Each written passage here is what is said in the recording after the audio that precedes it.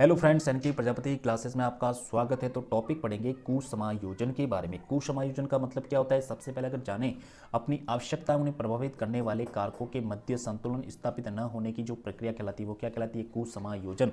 मतलब अपनी आवश्यकता उन्हें प्रभावित करने वाले कारकों के मध्य संतुलन स्थापित न होने की जो प्रक्रिया है वो क्या कहलाती है, कुसमायोजन। कुसमायोजन जो है अंग्रेजी के मेल एडजस्टमेंट शब्द का हिंदी रूपांतरण है। कुसमायोजन जो होता है अंग्रेजी के मेल एडजस्टमेंट शब्द का हिंदी रूपांतरण है, जिसका शाब्दिक अर्थ होता है अपनी परिस्थितियों के साथ सामंजस्य न होना।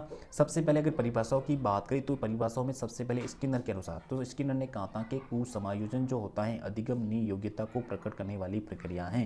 कुसमायोजन अधिगमनीय योग्यता को प्रकट करने वाली प्रक्रिया है। उसके बाद में गेट्स की बात करें तो कुसमायोजन व्यक्ति के अस्थिर व्यक्तित्व को प्रकट करने वाली प्रक्रिया है।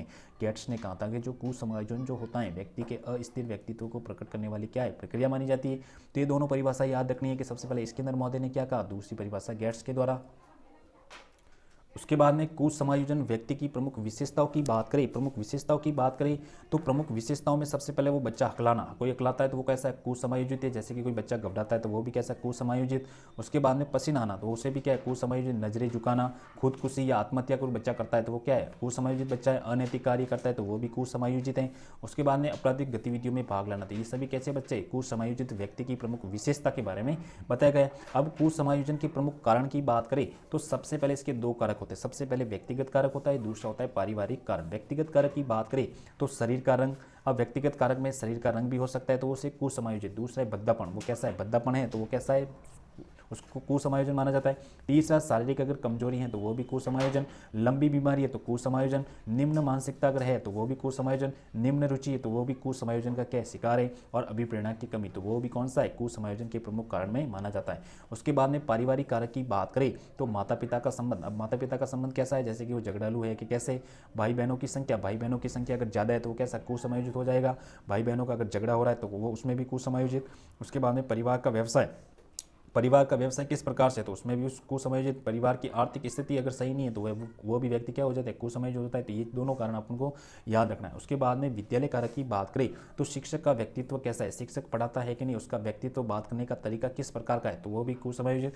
अधिगम योग्य वातावरण का न होना, अधिगम योग्य वातावरण का न मिलना उसको, तो वो भी कुसमायोजित।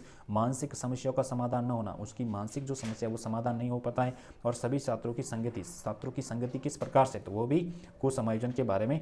अब समायोजन में शिक्षक की क्या भूमिका रहती है, अधिगम योग्य वातावरण का निर्माण करना। अगर बालक को समायोजन करने के लिए सबसे पहले एक टीचर का दायित्व होता है कि अधिगम योग्य वातावरण का निर्माण करना। दूसरा सहानुभूतिपूर्ण व्यवहार करना, बच्चों के साथ कैसा व्यवहार, सहानुभूतिपूर्ण व्यवहार। इनकी मानसिक समस्याओं का समाधान तत्काल किया जाना चाहिए, इनकी जो मानसिक जो समस्या है वो तत्काल की समस्या का समाधान करना।